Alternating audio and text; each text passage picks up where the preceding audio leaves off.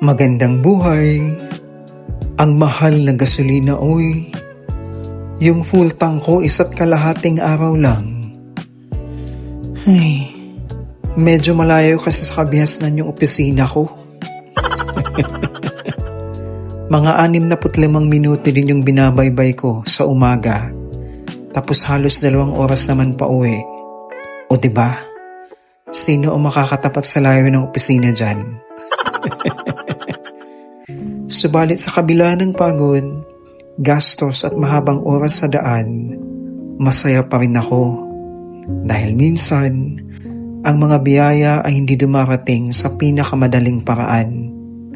May mga pagkakataong kailangan mo munang magtiis, maglaan ng oras at magsakripisyo.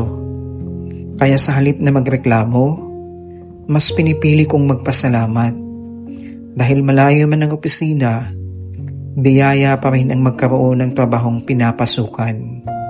Ako si Will na nagsasabing, huwag mong sukatin ang biyaya sa hirap ng pag-abot dito. Dahil kung minsan, ang pinakamahalagang pagkakataon sa buhay ay nasa dulo ng pinakamahabang paglalakbay.